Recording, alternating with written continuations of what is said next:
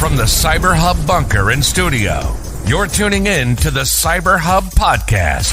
And now for your host and CISO, James Azar.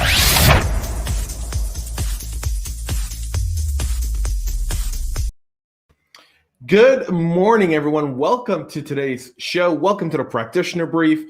James Azar here with the latest risk, impact, and mitigation in the world of information security, cybersecurity, data security, network security, whatever you want to call it, you name it, we'll be taking care of it here. If this is your first time tuning in, please make sure to subscribe. We are live on Twitch today for all of those awesome people tuning in on Twitch. Hello, good morning, welcome. We'll get started with some comments though. Matt Lee, you're tired, man. Good morning to the awesome Heather. Shalom and morning espresso. You're absolutely right, Vlad. Matt is spelling out coffee. I've got mine right here. We're going to get to it. My coaster. We're going to get to that in just a minute. Good morning, everyone, from the awesome John. Hello, all to Nancy. Thank you for joining us this morning. And good morning, John, from Heather. Folks, all right. A lot to talk about today. Got a very, very busy show because this week has a lot of developments that have been going on, including some stuff that is not yet covered, but I'm going to give you a heads up on. I was talking to some of you guys yesterday about it, so we'll address it. But today's show would not be possible without our friends over at KnowBe4 and at Ativo Networks. So go and check them out in the show notes, please, and give them a shout out. We're going to get to that here in just a moment. But before we do, Nathan, you're finishing your coffee, brother. I'm getting started with mine. Double espresso, gotta have it. It's Tuesday morning. It's 9:04 a.m. in the East Coast. Cheers. All right, let's get right into what's going on today. If you have not subscribed to the podcast, please make sure to do so. All right. Morning to Eric Williams. Thank you for joining us this morning. Here we go, folks. CISA has a new director. Jen Easterly has been confirmed by the United States Senate as the new director of CISA, replacing Chris Krebs as the agency's top dog. Brandon Wells, who was on the interim basis, is leaving CISA. And I believe he is, from what I heard, he is leaving CISA. Easterly, that served at the White House previously as a special assistant to the president and senior director for counterterrorism and deputy for counterterrorism at the NSA. She's retired from the Army. One of our own is now leading CISA in intel and cyber operations, was responsible for standing up the Army's first cyber battalion, a very highly qualified individual that's going to be leading CISA going forward. We congratulate Jen for taking on the role and look forward to seeing what she brings to all of us in the cybersecurity community as we increase the private-public relationship between CISA and industry. So let's get this ball rolling. Congratulations. We're going to get to some of your comments here. So this is good morning from awesome Bob Henderson. And Tari says, been looking forward to your podcast. Thank you, Tari. I appreciate that. We'll move on to our next story today in a big one. So SolarWinds has another zero-day under attack, folks. The folks over at Microsoft noticed a significant activity within SolarWinds, and this impacts SolarWinds ServView Managed File Transfer or ServView Secure.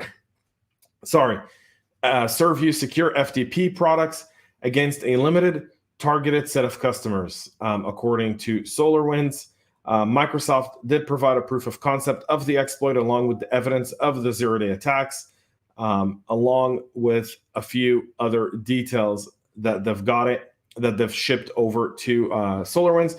SolarWinds has shipped an urgent fix for customers that's available at the customer portal to address the vulnerability which affects ServView 15.2.3 HF1 and all prior ServView versions. The company has also released some IOCs to help detect signs of compromise, but full technical details of the vulnerabilities will be kept under wraps to give customers time to test and deploy the newest patches.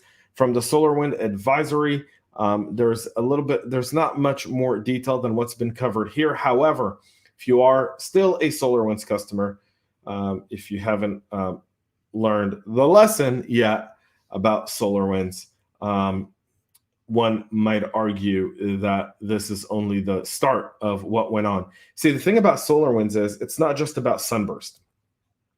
SolarWinds was a vector, and they were able to get in on the software side, meaning they had access across possibly their entire CI/CD pipeline. They could have seen anything coming up, and they could have taken advantage of anything there without even putting in code. They could have just looked at it, understood there's a vulnerability within something that's already operational, taken it, not touched it, leaving it for a later date. And that's the danger of these software supply chain attacks, is when someone gets in and someone actually gets a hold of your crown jewels, meaning your actual, like the foundation that holds together your software, you're in for a world of hurt for years to come, because they're scanning it for vulnerabilities to take advantage of. You're trying to look for indicators of compromise. So if they looked at something and didn't do anything with it, as far as you're concerned, okay, they went down this path but did nothing with it. There's no export. But if, for example, they did a screen share and sent it out to some guys to study, you'd have no way of doing. You'd have no way of knowing, and that's something is significant and something to keep in mind. Eric says, you've got to love how it's all previous versions, meaning it's a long-standing bug. Yep, gotta love that.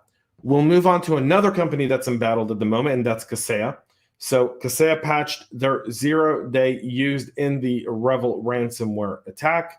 Kaseya made good on their promise to issue the patches by July 11th. On Saturday, the company released the VSA platform that got walloped by the REvil ransomware gang in a massive supply chain attack. Kaseya released the VSA 9.5.7a update to fix 3 0-day vulnerabilities used in the ransomware attack. The company said on its rolling advisory page that all of its software as a service customers were back up as of this morning, while the company was still working to help on-premise customers who were not part of the cloud get back up and rolling. Apparently, that's a little bit more difficult for the folks over at Kaseya to get done, and that's being said. So I'm not going to go through the whole piece of what happened with the Kaseya ransomware. We all know what it is. We also know that this is just a warning shot. It's just the very beginning of these types of ransomware attacks. We've known that MSPs have always been a target, and it's going to be significant. Eric Williams says source code compromise is a real thing to worry about. Is now, always has been. Yeah, it's now more relevant than ever. I think, one of the things I worry about is how do we secure our repositories? How do we essentially even take a look at the repositories we've got and make sure that we're using the right programs and the right code, and how's our CI/CD pipeline coming together, and how do we know if someone's even in there, and how do you know someone isn't putting in code that isn't not malicious at the moment, that may be pointing somewhere that you don't know where, only so that it passes through your security checks and then gets there. A lot of worst case scenarios here, not to FUD, but those are things that that practitioners consider every single day. If you're a software company or if you're operating off of a bunch of SaaS providers, it's just part of business. Another critical vulnerability in ForgeRock OpenAM that's under active attack. The attacks are enabled by a fixed vulnerability in ForgeRock's access management, a popular platform that front-end, web apps, and remote access setups. Attackers are actively exploiting a critical pre-authorization remote code execution vulnerability from the digital identity management firm ForgeRock. Access Management, which is a commercial access management platform, is based on the OpenAM open source access management platform for web apps. The platform front ends web apps and remote access setups in many enterprises. CISA warned that the vulnerability could enable attackers to execute commands in the context of the current user. The flaw can be found in access management versions below 7.0 running on Java 8. That means all the versions that you see in front of you on the screen. Also on Monday, ForgeRock said in an updated security advisory that the flaw doesn't affect access management 7 and above. It only impacts a subset of ForgeRock customers who are using older versions of the company's access management product. The exploit for a critical vulnerability at the heart of the matter, CVE 2021-35464, was first reported by Michael Spinakin, a researcher for Portswigger, on June 29th. In his report, Spinakin explained that he created a new YSO serial deserialization gadget chain specifically for the exploit. As GitHub details, the proof of concept tool for generating payloads that the exploit unsafe Java object deserialization.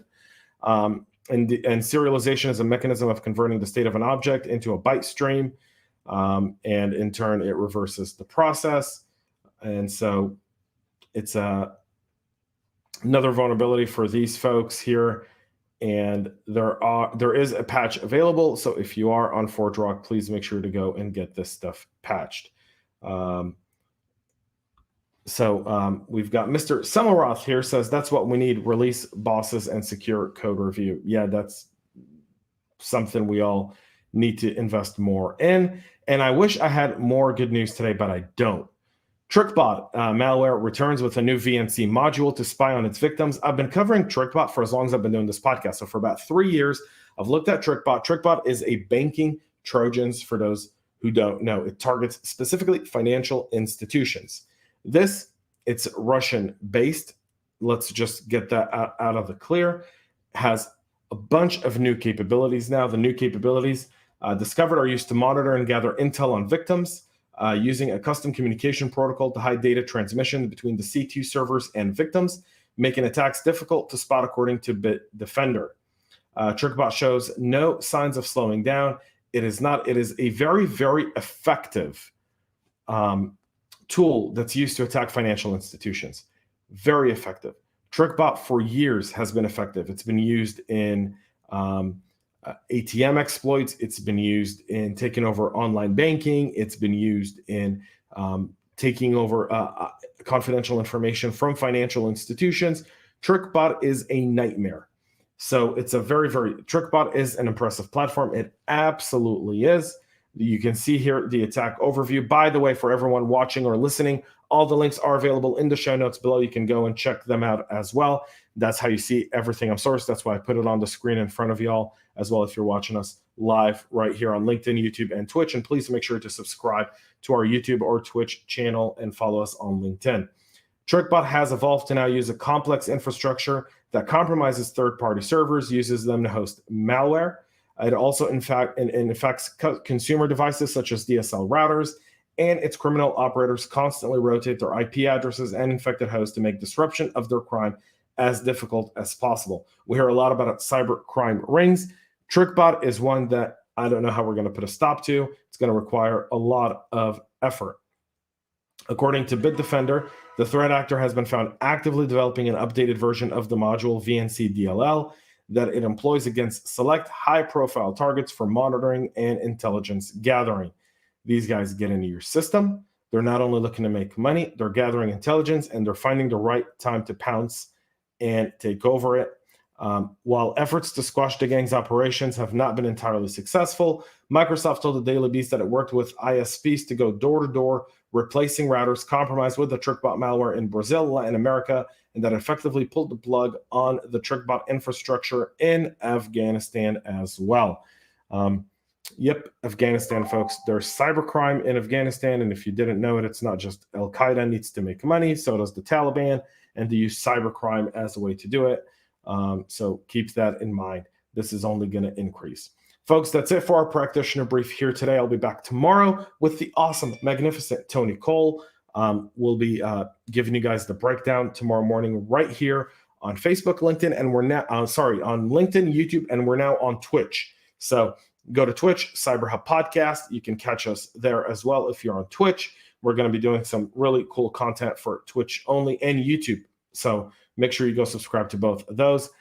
We'll be back tomorrow. Until then, thank you so much for watching. Please make sure to subscribe. Please make sure to follow and share today's show. I appreciate all your comments, folks. Thank you so much for spending this morning with us.